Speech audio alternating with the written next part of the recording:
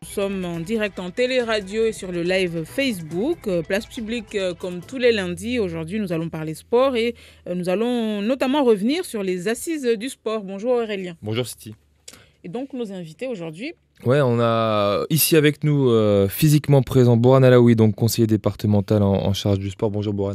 Bonjour. Également Chabouane Saïd Omar du comité de pétanque, chargé de communication au comité de pétanque. Bonjour Chabouane. Bonjour. Et également avec nous par téléphone, on est avec Swaba Chaka, qui est lui le référent départemental de l'ANDES, l'Association nationale des élus en charge du sport, également premier adjoint à la mairie d'Aqua.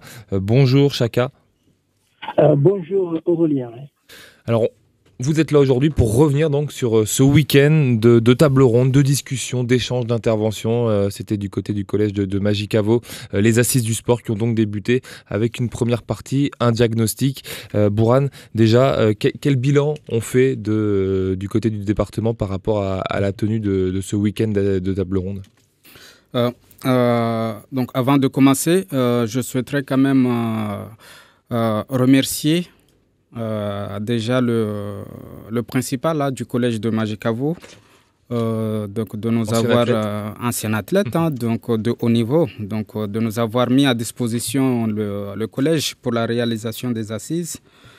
Je remercie également les partenaires qui sont les services de l'État et le CROSS, mais aussi les personnalités donc, qui ont bien voulu répondre à l'invitation donc, du CROSS qui était organisateur, donc qui sont venus partager avec nous donc, leur expérience, leur expertise par rapport au sport.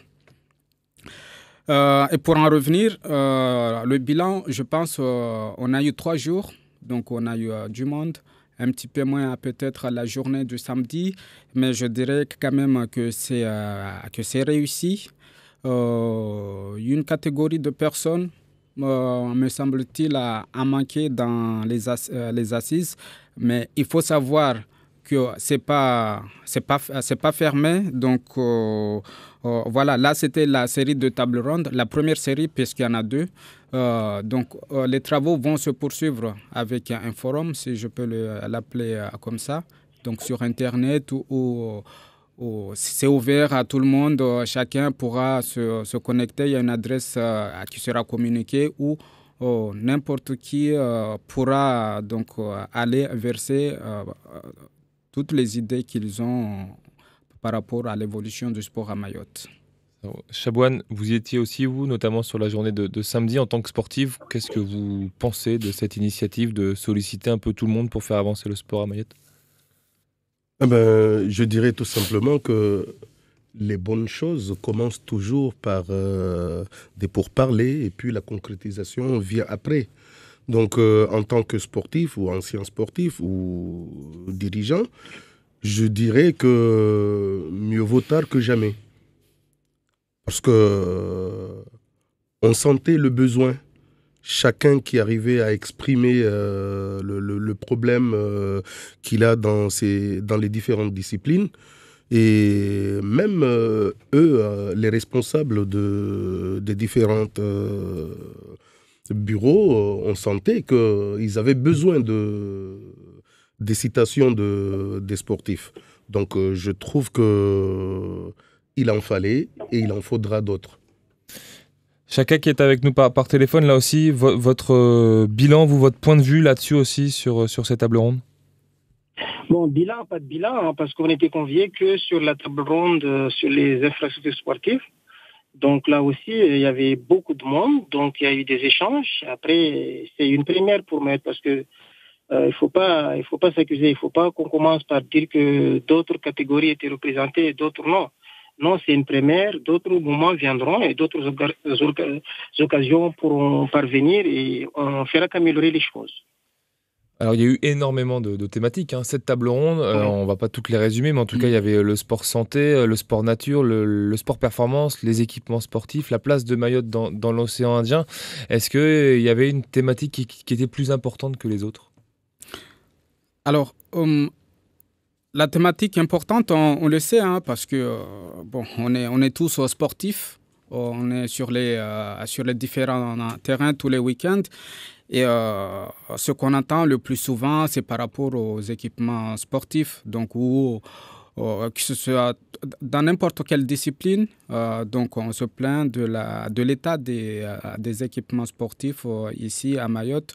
Donc, à mon avis, c'est là surtout où on attendait, il y a eu du monde parce que voilà, donc tout le monde avait quelque chose à dire là-dessus. Et d'ailleurs, on va écouter une réaction après cette table ronde là sur les équipements sportifs. C'est Nassem Zedini qui était là également du mouvement BTM.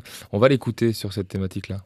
Les opinions des autorités, on sent qu'il y a peut-être de l'ambition, mais à ce stade-là, on est aujourd'hui quasiment en 2019, il n'y a quasiment aucun projet qui est sur le point de voir le jour. Donc on parle de 2027, l'organisation des Jeux des îles, mais est-ce qu'on est prêt? Et si jamais on est prêt, qu'est-ce qu'on va en faire? Comme il y a eu un intervenant qui le disait, est-ce qu'on va organiser des Jeux pour faire gagner La Réunion et l'île Maurice? Enfin, il n'y a aucun intérêt, personnellement. Hein. Qu'est-ce que vous lui répondez, Bourane? Alors, en fait, ce qu'il faut savoir, c'est vrai, aujourd'hui, moi, j'aime pas tellement quand on se compare avec les autres, parce qu'on n'a pas pris le départ en même temps. Donc, aujourd'hui, certes, nous sommes démunis des équipements en bon état, en normes, donc surtout pour pratiquer des compétitions donc, à échelon régional, mais ce n'est pas pour autant qu'il faut à chaque fois se comparer aux autres. Certes, c'est une manière, hein, donc il faut partir de là, mais aujourd'hui, en fait, Mayotte a commencé dans ce domaine qu'il y a, en tout cas, plus en retard par rapport aux autres. Donc aujourd'hui, on fait un constat, donc on n'est pas assez équipé ou on n'est pas bien équipé. Donc voilà, il est bien évident qu'on voilà, on doit partir aujourd'hui et puis arriver au niveau des autres, mais il faut éviter à chaque fois de se comparer par rapport à ce qui se passe autour. Pourtant, il y a des équipements neufs, on a envie de dire, comme le gymnase de Pamandzi. Et Madi Vital, président du CROSS, dans son discours d'ouverture sur cette thématique, disait il n'y a aucun équipement qui est aux normes aujourd'hui. Oui, maintenant, il faut s'interroger par rapport aux entreprises qui réalisent ces équipements-là. Qu'est-ce qu'il faut faire, justement? Donc, c'est un des buts, justement, des assises, donc de faire un état de lieu de l'existant, pourquoi c'est comme ça, et dans le but de pouvoir s'améliorer à l'avenir. Donc, ce sont les erreurs qu'on fait qui nous enseignent pour l'avenir. On vous rappelle, hein, Siti, que vous pouvez intervenir. Oui, en appelant au 02 69 60 01 01 ou bien nous envoyer vos questions par SMS au 06 39 69 67 67. Moi, je voulais revenir sur lorsque vous dites qu'il ne faut pas comparer Mayotte avec les autres, notamment avec La Réunion. Mais est-ce que les gens ne se contenteraient pas pour le moment de ce qu'on a si y avait eu un meilleur entretien de ce qui existe déjà, de l'existant? Parce que souvent aussi, ces existants sont pointés du doigt, qu'il y a des stades, il y a des plateaux, des gymnases, mais l'entretien laisse vraiment à désirer. Oui, il est bien évident que voilà, si on avait réussi, donc au moins à sauvegarder ce qu'on a, je pense qu'on aurait fait un autre pas en avant. Mais là, à l'état où on est, donc on va faire un pas en arrière avant de pouvoir repartir vers l'avant. C'est vrai, donc aujourd'hui, bon, on se rend compte que l'entretien de ces équipements-là coûte quand même assez cher. Parce que, bon, la plupart du temps, les gens ne pensent qu'à construire. Mais ils ne font pas de projets par rapport à l'entretien pour les années à venir après la construction. Donc, c'est aussi, donc, ça fait partie aussi donc, des idées qui ont été versées dans les débats, justement, de pouvoir mutualiser les moyens, donc se regrouper. On a les intercos aujourd'hui, donc il faut se regrouper ensemble donc, pour pouvoir construire et surtout entretenir après, parce que, à mon avis, c'est le plus difficile. Chaka Swaba, vous partagez ce point de vue là, vous qui êtes désormais le représentant départemental ici à Mayotte de l'Association nationale des élus en charge du sport? Chacun a son avis, hein, parce que ça c'est une compétence partagée. Le sport est une compétence partagée. Donc il y a des communes qui en font une priorité, d'autres n'en font pas. Mais aujourd'hui, c'est vrai que la délégation, et on a constaté une vétusté de ces équipements sportifs-là. Parce que ils sont surexploités, parce que je rappelle, hein, il y a le vice-rectorat qui utilise ces installations, il y a nos associations, et puis d'autres publics aussi non identifiés aussi qui utilisent ces infrastructures. Donc aujourd'hui, on peut faire une convention avec le rectorat, parce que c'est pas normal. Hein. À un moment, il faut dire stop, à un moment, il faut dire non. Il ne faut pas qu'à chaque fois, le rectorat vienne utiliser nos installations sans rien. Donc il faudrait que les collectivités commencent à faire une convention d'entretien de ces équipements-là avec le rectorat. Donc peut-être qu'à terme, ça peut déboucher sur quelque chose. Mais après, certes, c'est vrai que des équipements, on est en déficit d'équipements, mais il y a des plans, il faudrait une politique volontariste de la part de l'État et du département en collaboration avec les communes pour rénover. Nous, on ne demande pas de sortir de terre d'autres équipements. On demande juste, dans un premier temps, à rénover l'existant.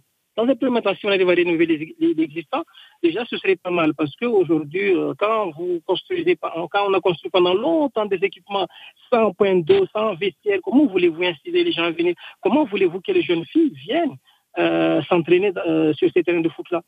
Donc, à un moment, nous voyons aujourd'hui les limites de ces installations. Il faudrait qu'ensemble, on se réunisse et on voit ensemble la conception des nouvelles d'engagement et d'utilisation de ces équipements-là. Parce qu'aujourd'hui, on a vu les limites de ces installations. Par exemple, Monsieur Alaoui, pour le stade de Cavani, qui va bientôt être livré, que tout le monde attend avec impatience, je pense, c'est qui va s'occuper de l'entretien? Alors, le fameux stade de Cavani, au début, ça sera... On est en train de voir un mode de gestion, mais comme le stade sera livré là bientôt dans un mois, dans un premier temps, ça sera en régie interne, si je peux dire, parce qu'en fait, ça sera l'office départemental du sport, donc qui va se créer cette semaine, donc qui va s'en occuper. Et puis, on va réfléchir à un autre mode de gestion. Est-ce qu'on le garde en interne? Est-ce qu'on le confie à un autre organisme? Donc, là-dessus, on est en train de réfléchir. Donc, nos services réfléchissent dessus pour voir la meilleure solution, en tout cas, qui sera mise en place. On va prendre une personne au téléphone. Vous voulez réagir avant? Oui, je voulais réagir avant, si vous permettez. À entendre justement la réflexion des uns des autres, encore une fois, moi j'ai fait une analyse générale en disant que c'est toute une politique. Parce que tout à l'heure, quand on a donné l'exemple des assises qui avaient lieu à Majicavo, on a précisé que le principal étant un ancien sportif. Donc oui, sans pour autant fixer qui que ce soit, mais peut-être nos élus n'ont pas été tous des anciens athlètes. Non mais c'est vrai. Moi, j'ai connu le sport à Mayotte quand on jouait, on s'amusait et c'était ce qu'on appelait le sport de masse. Là, on ne se posait pas de questions des stades, des terrains. Il faut des infrastructures aussi pour ce sport de masse. Oui, mais justement, ce qu'il y en avait nous suffisait. Mais justement, Mayotte a connu un changement et tout à chacun, on essaye de viser le haut niveau. Mais encore une fois, chez les élus, il y a eu une stagnation. Bon, je veux dire par là que c'est vrai, c'est à eux de courir et de suivre le rythme actuel, et ça devient malheureusement trop nombreux. Les problèmes se sont entassés. Donc je vais dire que aujourd'hui on parle que d'un seul stade, celui de Cavani. Mais encore une fois, dans les autres disciplines. Qui n'est pas fonctionnel pour l'instant. Qui n'est pas fonctionnel. Mais dans les autres disciplines, il y a aussi tous une demande. Les gymnases, il y a un qui est enfermé, celui de l'abattoir. Celui de Cavani, on n'en parle plus. Encore une fois, des fois, on sent même qu'il y a du gâchis sur les dépenses publiques. Donc, mais moi, en tant que sportif, aujourd'hui, que je me sens représenter les jeunes sportifs derrière moi, je vise le haut niveau. Et désolé, pour viser le haut niveau, c'est structurer justement les terrains, les emplacements, surtout me permettre à pouvoir confronter à d'autres joueurs de la région avant même que je puisse aller me présenter sur une compétition quelconque. Mais aujourd'hui, Mayotte est encore enfermée. J'ai senti qu'il y a la volonté par rapport aux assises, ça a été cité, il y a cette volonté. Maintenant, je demande aussi à tous les représentants des ligues, des associations, qu'on vise les formations des dirigeants pour que, justement, nous soyons capables de pouvoir monter des dossiers allant dans le sens pédagogique. Tout est lié, finalement. Tout est lié, tout est lié. Merci. On prend une personne au téléphone. Bonjour. Oui, bonjour. Oui, on vous écoute. Écoutez, en fait, la transition et tout, ma question est vraiment en continuité de l'intervention de ce monsieur, parce qu'effectivement, moi, je pars d'un constat assez simple, c'est qu'à Mayotte, malheureusement, on n'a aucun sportif de haut niveau, on n'a personne qui représente vraiment l'île, ou très peu, et le peu de sportifs qui atteignent des championnats du monde ou qui atteignent vraiment le très haut niveau, ce sont des gens qui se sont formés en dehors de l'île, qui se sont formés loin de Mayotte. Donc, je ne pense pas qu'à Mayotte, on soit plus nul qu'ailleurs, qu'on ait moins de talent qu'ailleurs. Je pense surtout qu'il y a un manque criant d'infrastructures. Et moi, ma question, en fait, ce monsieur vient de parler il a besoin de former les dirigeants, d'être formé lui-même, je ne sais pas, je n'ai pas bien saisi. Mais on n'a pas le temps de former. Enfin, il faut recruter, il faut prendre les compétences là où elles sont.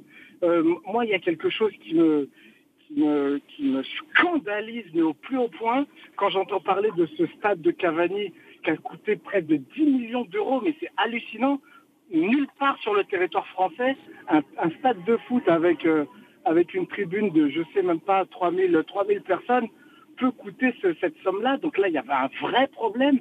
Il n'y a aucun contrôle. Et je pense que les problèmes se situent là. Les problèmes se situent dans le manque de compétences. Ma question, c'est qu'est-ce qu'on attend pour attirer à Mayotte vraiment les personnes qu'il faut pour mener les projets et avoir des gens de haut niveau. On nous a parlé du problème du foncier. Aujourd'hui, il y a l'établissement public foncier qui fait un travail remarquable. On nous a parlé de volonté des élus. Tous les élus, j'ai jamais entendu parler un seul élu dire j'ai pas besoin d'un terrain. Non, tout le monde dit on a besoin de terrain.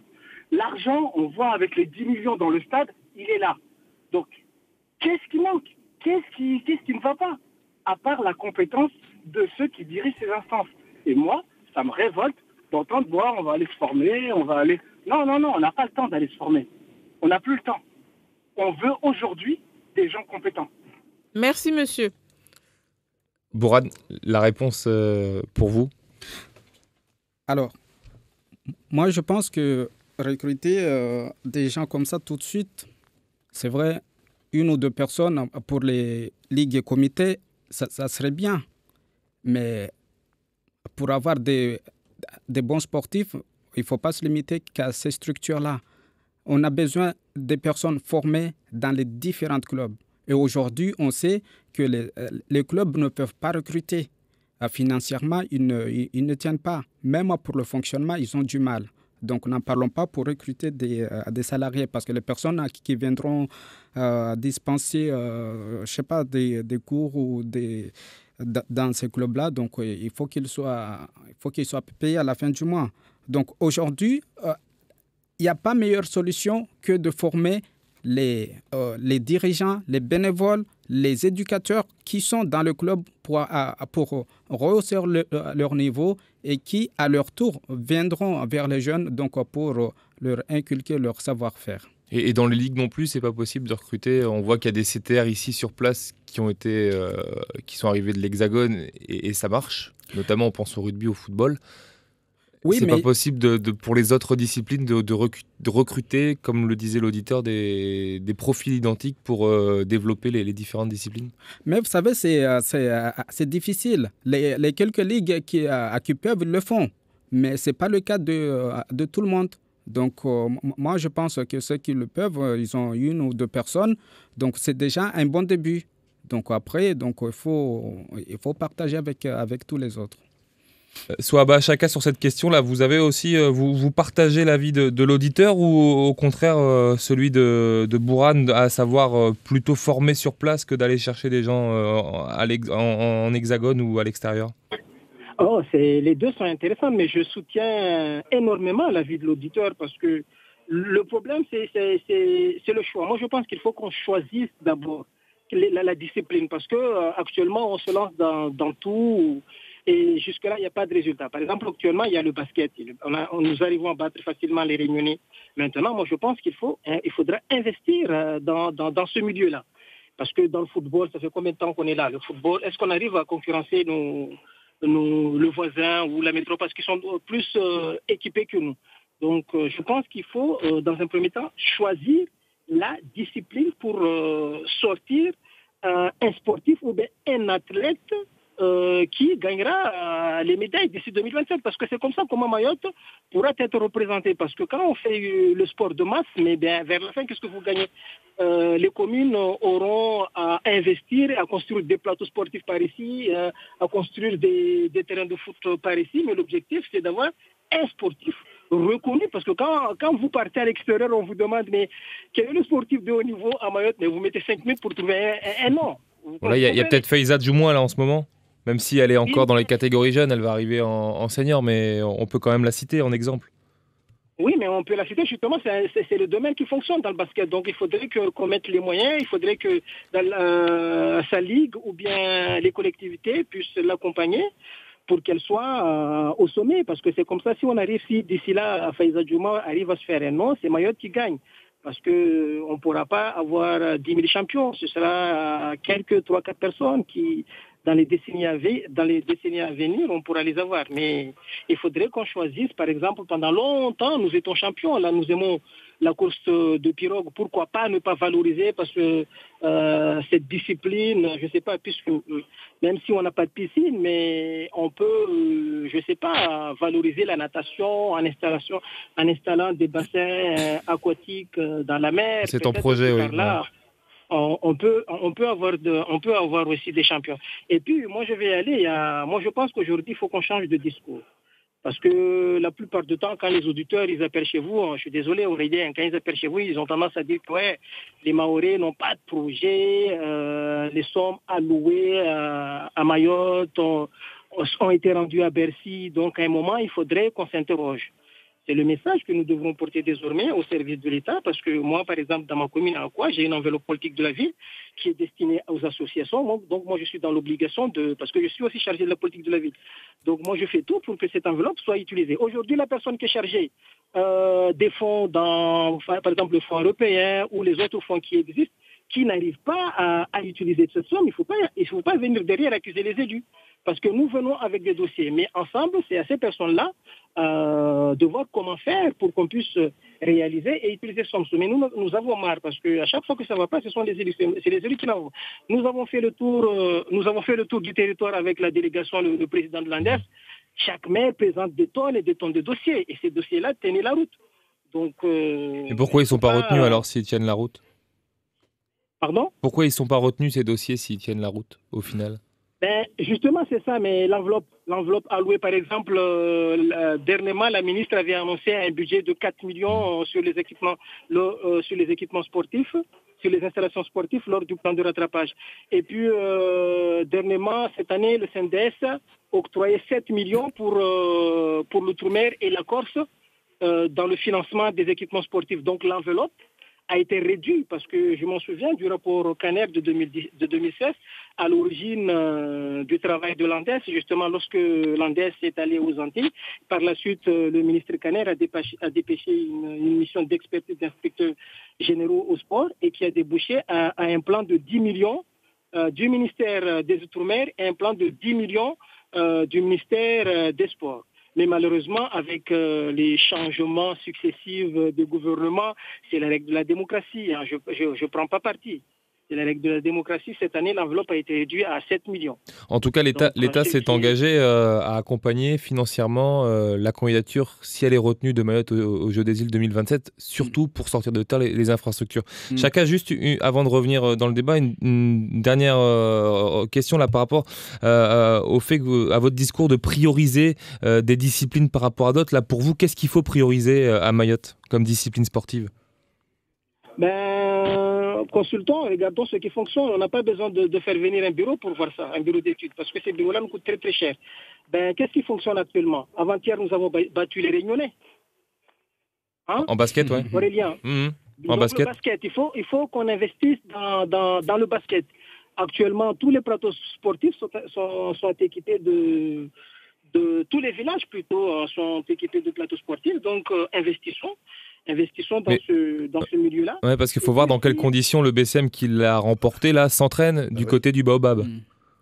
Oui, il s'entraîne du côté du Baobab et Vautour s'entraîne de l'autre côté, là, avec un plateau sans vestiaire et sans rien. On arrive facilement à gagner des championnats.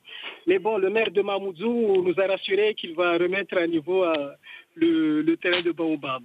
Donc, je pense que sur ce point-là, nous, les élus, nous commençons à prendre conscience de l'État.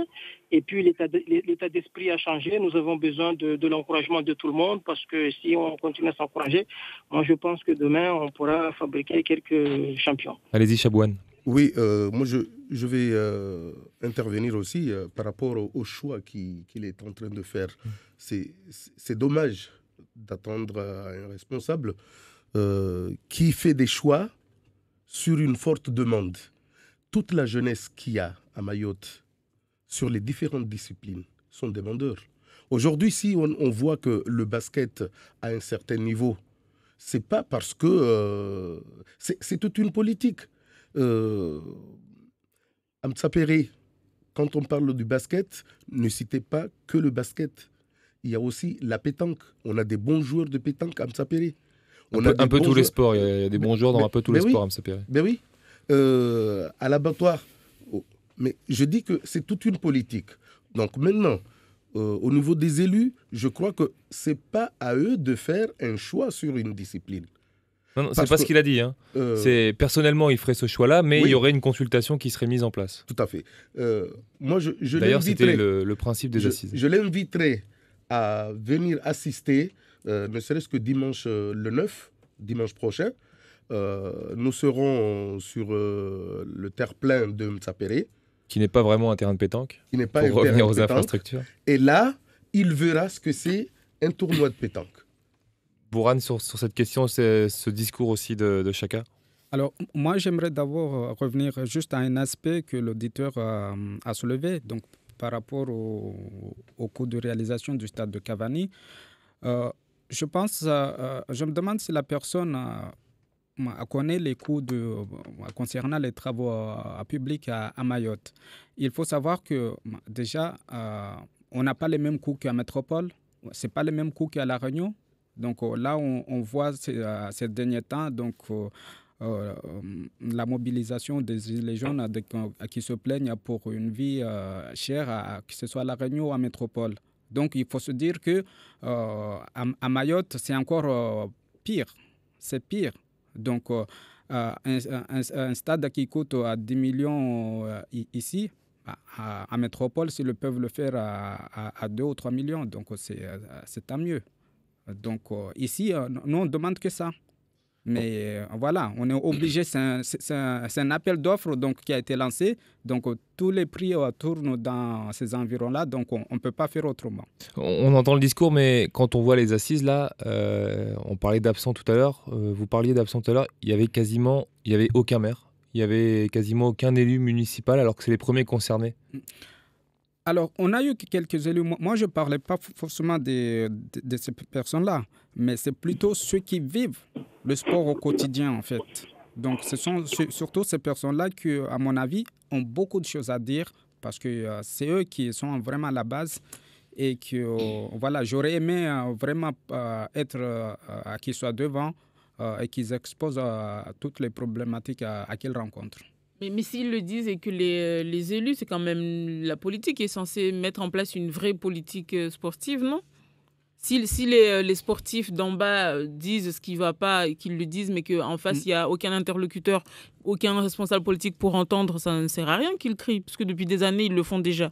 Non, en fait, je pense que Omar l'a dit tout à l'heure, qu'avant, donc, on avait une politique de sport de masse. On est arrivé à un moment où il faut changer. Maintenant, nos jeunes aspirent à mieux. Vous savez, les jeunes vont ailleurs, ils sortent, ils vont en métropole, ils vont ailleurs. Donc, ils ont des idoles, ils veulent les ressembler, ils veulent faire un sport pour, en tout cas, au meilleur niveau. Donc, aujourd'hui, les politiques n'ont pas le droit de faire quelque chose qui ne va pas leur correspondre. Donc, d'où l'idée de les faire venir.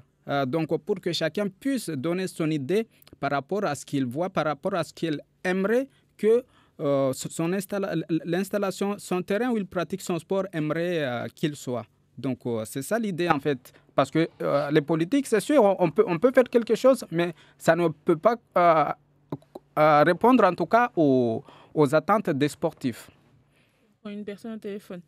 Bonjour. Allô? Bonjour. Oui, on vous écoute, monsieur. En fait, je voulais dire que Oui, allô? Oui, on vous écoute. Déjà, je remercie à tous ceux qui sont là pour le sport. Déjà. Et il y a quelque chose qu'on parle pas, qu'on ne dit pas là du tout. Mais ces complexes sportifs, ils ont un nom. Complexe sportif. Et c'est pas les mairies qui gèrent ça, ces complexes, ça. C'est pas les mairies, je pense. Et ça fait déjà des années et des années que ces complexes-là a été pris par le Conseil général. La personne quand vous dites complexe sportif, c'est quoi les complexes sportifs pour vous? Pour moi, je veux parler du football parce que je joue au foot. Il y a des terrains de foot, il y en a peut-être 5, 6 qui ont été pris par le Conseil général, par le bien du Conseil général. C'est même pas les mairies. Les mairies veulent récupérer ces terrains-là, on ne lui laisse pas les récupérer. Et quand les mairies avaient ces terrains-là, je pense qu'on n'était pas à ce jour-là comme ça. Je pense. Mais aujourd'hui, on est embêté par ça. Quelqu'un qui gère ces terrains, qu'on ne le voit pas, qu'on ne le connaît pas, qu'on ne sait pas. C'est quel terrain, ça? Les mairies. On parle de quel terrain? Parce qu'à part le terrain de Chiconi, qui est certes un terrain départemental, les autres, à mon avis, sont gérés par les municipalités. Eh bien, il faut chercher à le savoir vraiment s'ils sont gérés par la municipalité. Il faut vraiment chercher. Si les élus ne se sont pas présentés aux assises, c'est qu'il y en a beaucoup qui en ont déjà ras-le-bol. C'était un boycott pour vous, là, l'absence d'élus à ces assises? C'est pas une boycott, ils en ont marre. Ils en ont marre, ils veulent récupérer quelque chose qu'on ne leur donne pas. Après, on accuse que c'est eux qui sont fautifs. Merci, monsieur. Merci, monsieur. Oui, je me permets encore une fois de continuer peut-être dans ton sens, mais moi je vois autrement les choses. Encore une fois, je disais toujours que c'est toute une politique. Moi je parle de valoriser nos sportifs ou nos compétitions. Comment est-ce que vous pouvez m'expliquer que lorsque j'organise un tournoi, que j'invite les autres présidents des différentes disciplines, il n'y a aucun qui se présentera. Donc, moi, je crois que si on cherche la solidarité à Mayotte, et les élus au Conseil général, et les élus dans les différentes associations, qu'on essaye de répondre aux petites invitation pour honorer, je ne sais pas, pour valoriser, mettre en lumière un peu ou valoriser les compétitions. On l'a vu au match de basket, là, plus récemment, ce samedi, où il n'y avait pas grand monde en termes d'élus pour assister à cette finale de zone. Non, mais... Et c'est souvent le cas. Et c'est toujours le cas. Donc, il faudrait que Mayotte commence à changer. Ça passe par là aussi, la représentativité des élus par rapport au sport. Comment un jeune qui se trouve gagner un match et devant tous les élus, devant les différents présidents, comment il sort là avec la tête bien grosse. Moi, je crois que commençons par ces petits gestes. Qui ne coûtent pas grand-chose. Qui coûtent pas grand-chose. Vous partagez, Bourane, l'avis de Chabouane? Oui, à mon avis, c'est la moindre des choses. Quand il y a des compétitions comme ça, surtout quand on arrive à des finales, n'en parlons pas pour les finales qui regroupent deux départements différents. La présence des élus, c'est quand même très important. Donc, c'est honorable pour les équipes qui sont là, qui jouent. Donc, un jeune, en voyant que il est soutenu par l'élu du quartier, donc c'est vraiment important. Et pourquoi on les voit quasi jamais que ce soit déjà sur les finales, mais même sur des matchs le week-end, pourquoi on voit rarement, voire jamais des élus? Alors, je ne peux pas parler à leur place. Chacun a ses idées, chacun a sa façon de voir les choses. Donc, mais il faut savoir que c'est quelque chose que les jeunes attendent vraiment. Peut-être une réponse avec vous, Chaka, qui est adjoint au maire d'Aqua. Vous avez des équipes à Aqua. Le maire ou ses adjoints sont présents sur les matchs du week-end, que ce soit Racine du Nord ou encore du club de handball d'Aqua?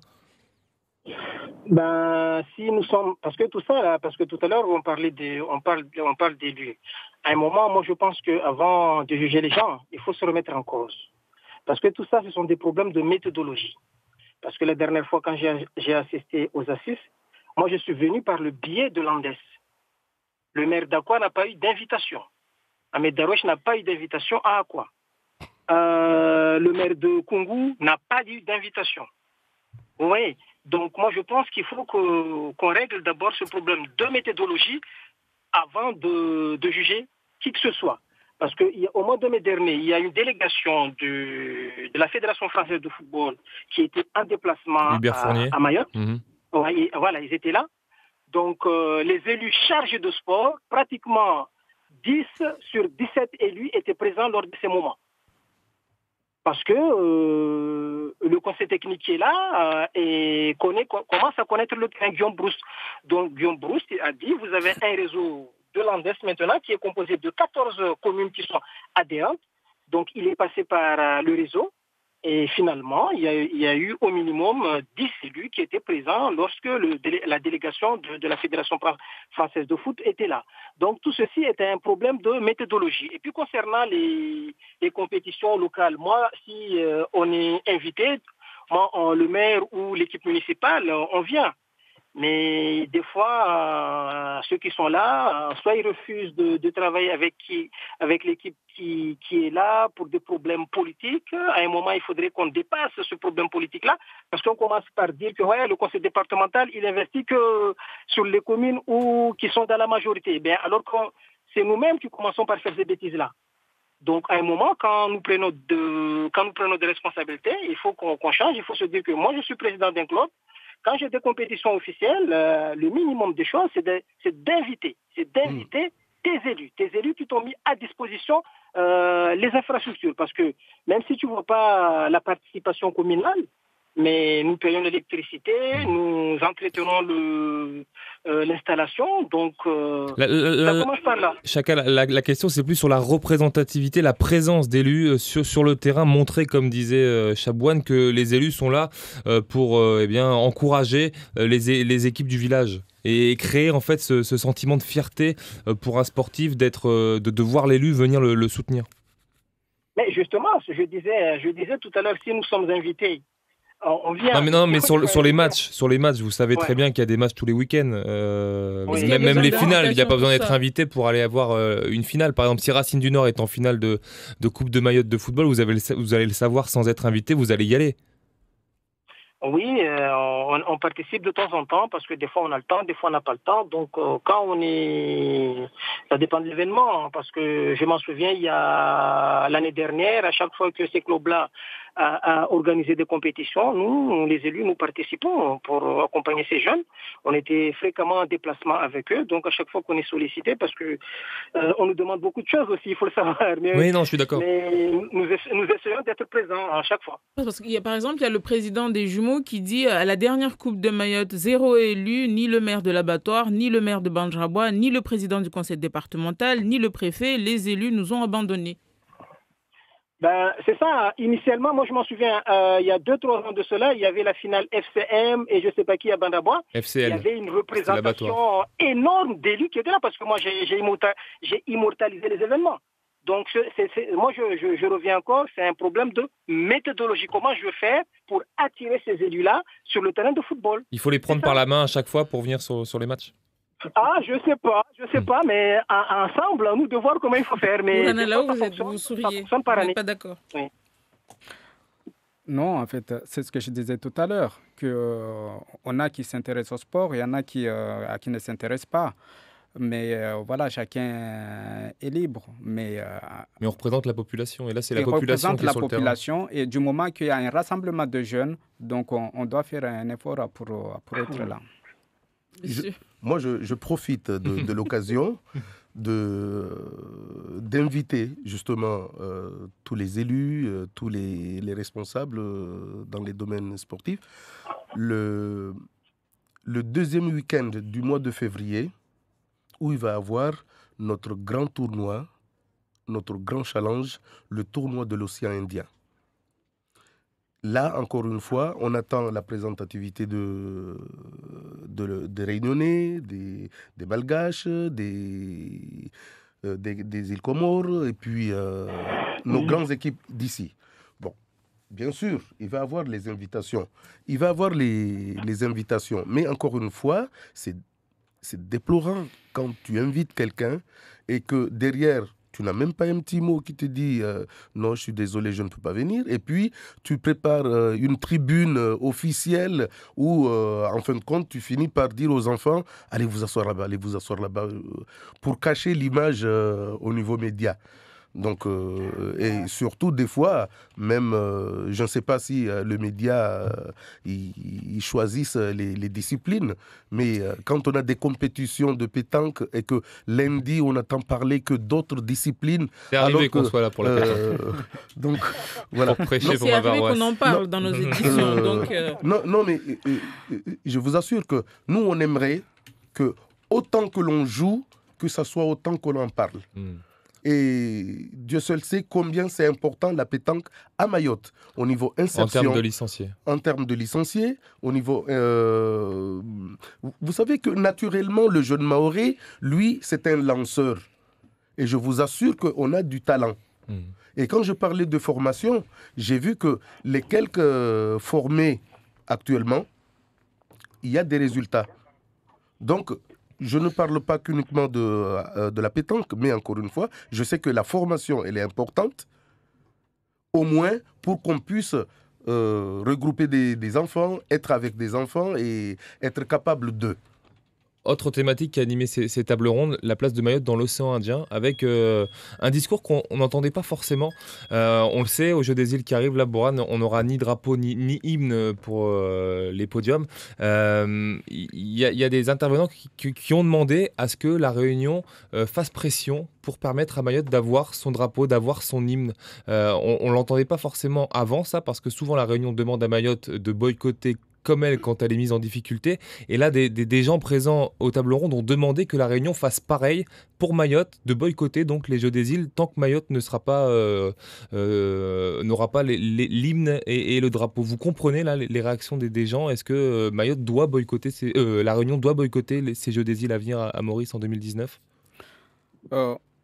Peut-être pas pour ces Jeux-là, parce que là, je pense qu'on est déjà dans les rails. Mais je pense qu'à l'avenir, donc, pour permettre à Mayotte donc, d'être un membre à part entière dans ces Jeux, oui, parce que le soutien, Mayotte ne peut pas se battre tout seul. Donc, il faut un soutien. Et le soutien ne peut venir que de La Réunion. Pour commencer, avant de gagner les autres membres, c'est sûr que nous sommes 2 départements dans l'océan Indien. Donc, nous devons de nous battre ensemble. Donc, la grande sœur pour attirer la petite, donc pour rentrer dans la cour de l'océan Indien. Parce que les intervenants disaient, nous, on répond tout le temps à l'appel de La Réunion de les soutenir, et l'inverse ne se fait pas. Oui, donc c'est une discussion à mener. C'est une discussion à mener ensemble. Mais il est sûr qu'à l'état où on est aujourd'hui, Mayotte mérite quand même d'avoir sa place au sein de ces Jeux. On est avec Madi Vital, là, le président du CROSS, qui est avec nous par téléphone. Madi, justement, sur ce point de vue-là, je sais que vous aviez répondu samedi sur cette question. Est-ce que vous êtes d'accord, vous, avec les personnes qui sont intervenues en demandant à ce que la Réunion fasse pression et permette à Mayotte d'être représentée comme il se doit aux Jeux des îles? Oui, bonjour à tous. Je ne parlerai pas de boycott. Mais je tiens à rappeler quand même que souvent, on pense que la Réunion ne nous soutient pas assez. Je le dis publiquement, c'est faux. Parce que depuis 1979, c'est grâce à la Réunion qu'on a nos entrées parce qu'on n'était pas membre. Et des fois, il est arrivé au moins plusieurs fois que le président du CNOSF même se déplace pour venir défendre Mayotte dans la délégation réunionnaise. Tout les pourparlers, tout se faisait à partir de la délégation réunionnaise. Donc la Réunion nous a toujours soutenus jusqu'à récemment sur l'article 7. On était de pair parce que ça ne visait que Mayotte et la Réunion. Donc je pense que cette précision mérite d'être apportée. Après, les solutions, encore une fois, pour ce qui concerne ces Jeux, c'est pas au niveau du mouvement sportif, c'est pas au niveau du CROSS de la Réunion ni de Mayotte, c'est diplomatique. Alors, aller jusqu'à parler de boycott, pour moi, c'est se faire harakiri tout seul. On n'est pas dans ce sens-là. Il faut aller dans les négociations. Maintenant, il a été dit à plusieurs reprises, entre sportifs, donc le mouvement sportif des autres îles, on se comprend facilement. Parce que des fois même, on arrive à des décisions, mais après, chacun prend son téléphone, appelle le ministère qui dit non, faut pas aller dans ce sens-là. Voilà pour ce qui concerne le soutien de la Réunion. Après, quand il y a des confrontations directes avec la Réunion, ils font tout pour